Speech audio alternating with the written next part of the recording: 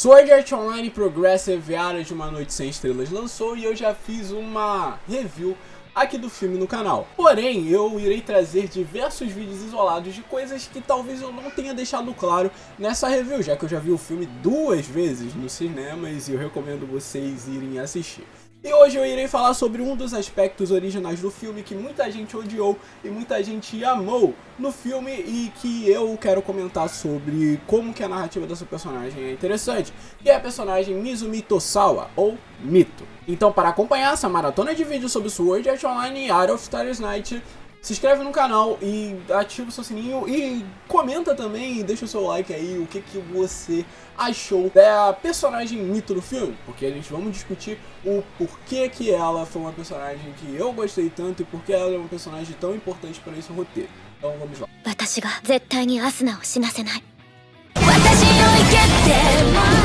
Mizumi Tosawa é apresentada como uma colega de classe de Asuna que praticamente ali está sendo uma colega que está com ela bem próximo, mas ao mesmo tempo ela não vive em grupo, meio que ela se isola de Asuna, dando contraponto ali da Asuna com as garotas e ela sozinha.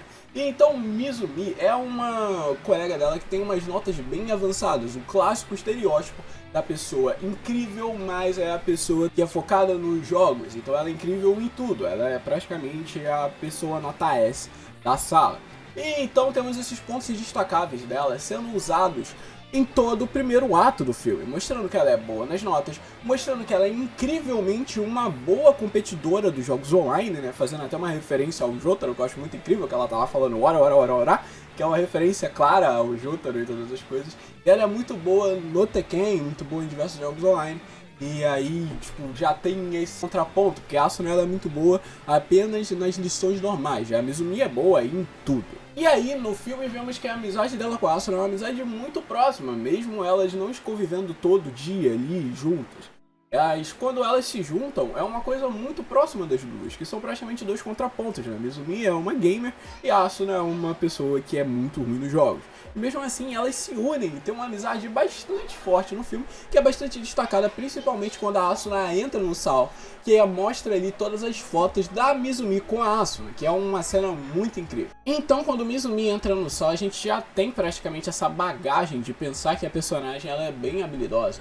E de fato, ela demonstra esse grau um pouco mais avançado, ensinando a Asuna aos poucos das técnicas que ela aprendeu no Pouco do Sal, claro, antes do anunciamento do Kayaba, porque depois do anunciamento do Kayaba, Mito começa a observar que algumas pessoas que já jogaram antes, alguns beta testers já estão indo para lugares no qual terão vantagens para pegar os itens primeiro, né? Coisa que o Kirito mesmo faz na cena do filme, né? Parece ali alguém correndo, que era claramente o Kirito com o Klein, e a Mizumi faz a mesma coisa com a Asuna, fala que eles têm que correr para pegar pontos e loots realmente raros que, se eles demorarem, vão acabar sendo descobertos por outros jogadores. E eles têm que ir porque ela conhece coisas dos jogos, ela já jogou o jogo antes e todas essas coisas. Porém, quando ela sai nessa rapidez, ela meio que esquece que a Asuna é uma amadora nos jogos e começa a agir pela sua natureza normal, que é a natureza de jogar como uma pessoa extremamente competente e extremamente forte no relacionado ao que tem. E a Asuna, de fato, nem sabe como que é a mecânica de batalha do sal. Então, começa a aparecer o contraponto de ser forte na Mizumi, que simplesmente enquanto ela tá correndo lá para enfrentar os lobos, ela fala pra Asuna esperar e luta contra os lobos. Porém, numa escapada dela, acaba que um lobo quase mata a Asuna.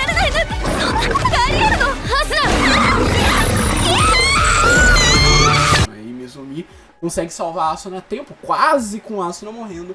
E ali a gente tem praticamente o começo da dramaticidade da personagem, que é cada vez mais aprofundada com o passar da narrativa, que é a dramaticidade dela ser tão boa ao nível de que todas as pessoas que estão do lado dela morrem porque não conseguem acompanhar o ritmo dela. E o que isso quer dizer no macro da mensagem do filme? Quer dizer que tem pessoas que são num nível tão avançado que, ao querer que todo mundo siga esse nível, está sendo bastante egoísta, na verdade, e querendo que as pessoas sigam o quão boa ela é.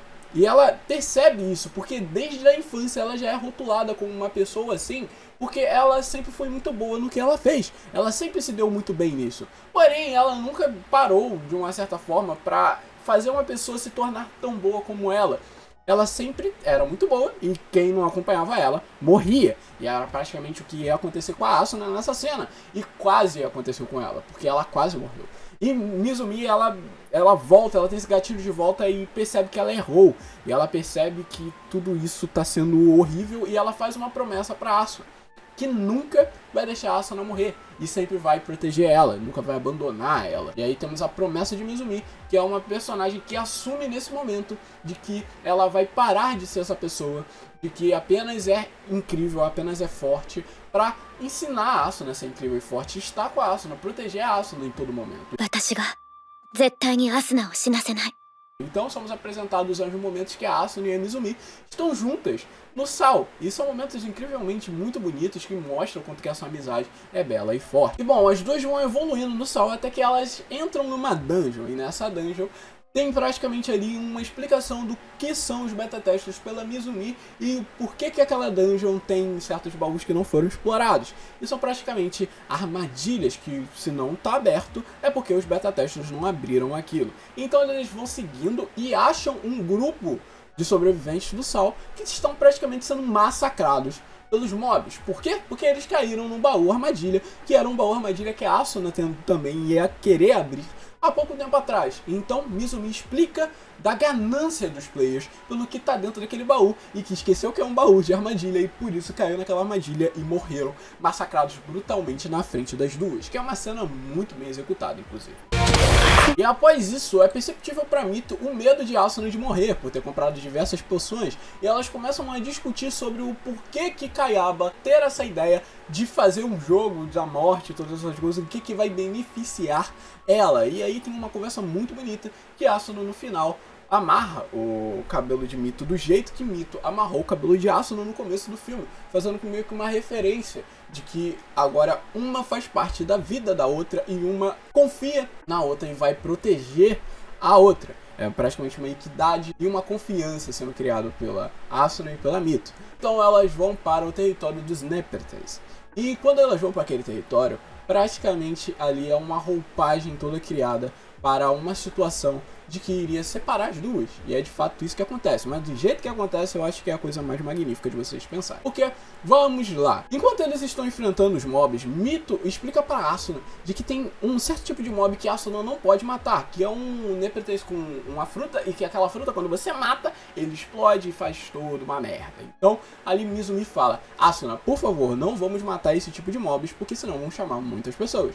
Então, de boas, quando eles estão enfrentando esses mobs, eles percebem e evitam esses bichos com fruta. Porém, até que Mito observa um mob que dá um item raro, um loot raro pra ela, que é muito difícil de você achar aquele mob. E como ela já tem equidade, a confiança na Asuna, na figura do que é a personagem, já que a Asuna já está muito mais forte, ela praticamente confia que a Asuna vai conseguir enfrentar aqueles mobs, coisa que se prova verdade depois, quando acontece toda a merda. Porém, naquele momento, Mito, ela se distancia de Asuna e vai tentar de qualquer maneira enfrentar aquele mob e matar aquele mob. E bom, ela consegue matar aquele mob. Porém, quando ela está voltando, ela vê a Asuna lutando sozinha e confia na Asuna lutando sozinha. Ela não vai ajudar ou fazer qualquer outra coisa. Ela fica olhando de longe e admirada como que a amiga está conseguindo manter e enfrentar aqueles mobs, já que ela não está tomando muito dano.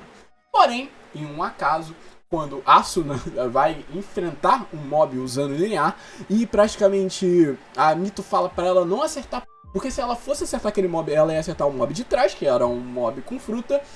Asuna, infelizmente, já tinha ativado o pré-texto de linear e mesmo querendo parar, o próprio comando do jogo segue normalmente e ataca os dois mobs. E ali, quando ela ataca os dois mobs, ela ataca o mob com fruta e praticamente ali espalha e faz um cheiro que atrai todos os Népertles daquele lugar.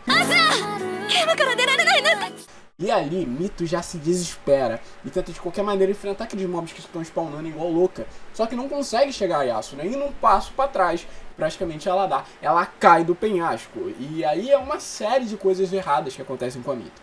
E depois da ganância dela fazer ela se afastar da amiga, depois dela estar longe, confiar na amiga por ela ser forte, depois dela praticamente avisar, depois que a amiga já ativou o ataque, ela tenta enfrentar alguns mobs e não consegue atingir, e depois ela cai do penhasco. Ou seja, Aconteceu milhares de coisas que impediram o Mito de conseguir salvar a Asuna ali. E continua esses milhares de coisas.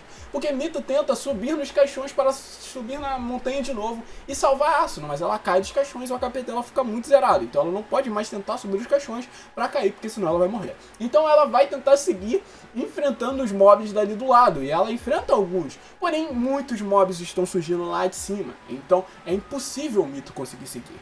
Então Mito olha pro HP dela e percebe que se ela for atrás de Asuna, que está com HP quase zerado, não vai dar tempo e também ela vai morrer, porque ela não tem força para conseguir enfrentar todos aqueles mobs sozinhas com o HP que ela tá tendo, porque ela tá perdendo muito HP.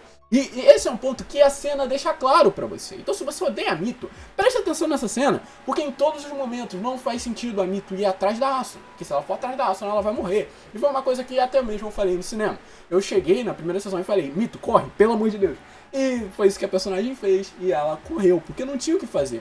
Mas ela corre com pesar, ela olha pra trás, ela está arrependida por ter deixado a amiga dela pra morrer. E então, Mito sai do grupo, e aparece pra Asuna lá que a Mito saiu do grupo.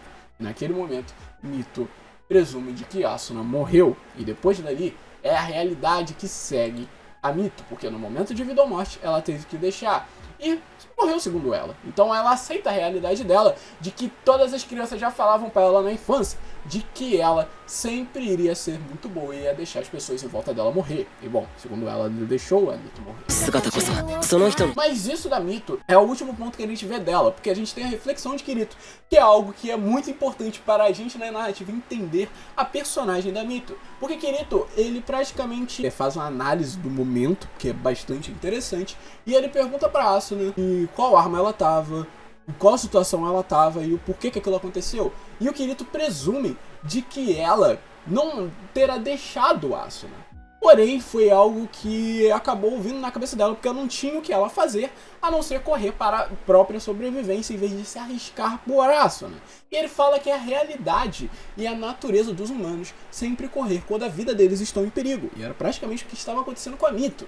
E não é errado a Mito correr ali naquele momento para poder prezar a vida dela, porque senão ia morrer Asuna e ela, e aquilo tudo ia ser em vão. E segundo ela, Asuna já tinha morrido. Então, morrer ali ia ser uma coisa totalmente idiota para a personagem. Então, ela deixou a Asuna. Porém, algo que nem Kirito e nem Asuna sabem é a intenção de Mito por ter deixado a Asuna. E o Kirito deixa isso bem claro para a personagem, falando de que apenas Asuna conhece quem é a personagem de verdade. Como ela vai identificar qual foi a ação de Mito naquele momento.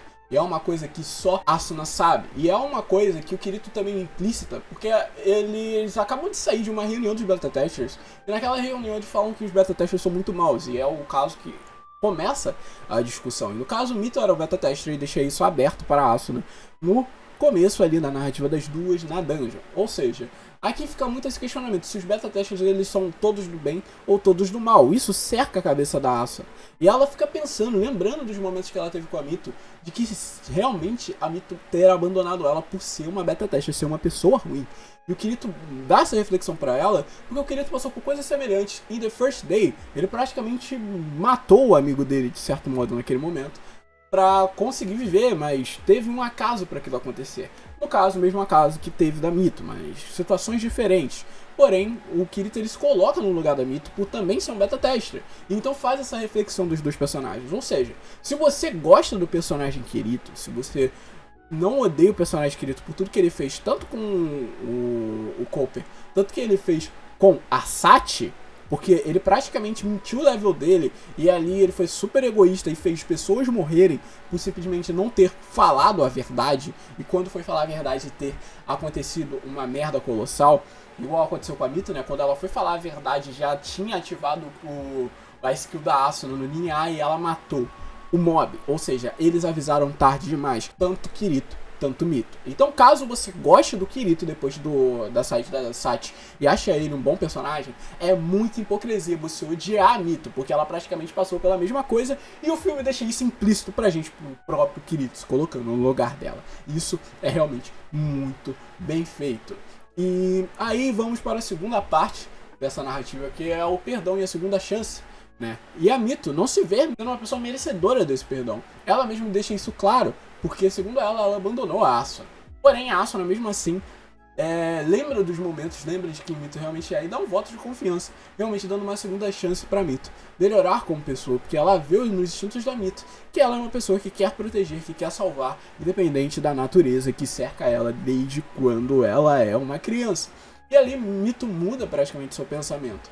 Porém, esses pensamentos não são mudados sem consequências. E após a luta contra o boss, Mito é praticamente deixada de lado, porque Asuna vai seguir com Kirito, que foi a pessoa que deu esperança para ela naquele novo mundo, diferente de Mito, que roubaram essa esperança e fez ela seguir uma ideologia de que estava fazendo mal a ela e fazia ela usar capas, inclusive. E o Kirito faz ela tirar essa capa por simplesmente ser a esperança dela naquele momento. Ou seja, tudo que acontece nessa narrativa é totalmente disposta para mostrar de que a gente pode errar e pode ser perdoado, mas nem todas as vezes a gente vai ter uma segunda chance. E é exatamente isso que acontece com Izumi Tosawa, que é uma personagem que pode voltar a aparecer mais vezes na obra, porém teve sua conclusão muito bem construída nesse momento. E é uma personagem muito bem feita que faz a narrativa de Out of Stars Night ser cada vez melhor. このゲームをクリアするんでしょ？一緒に生き残ろう。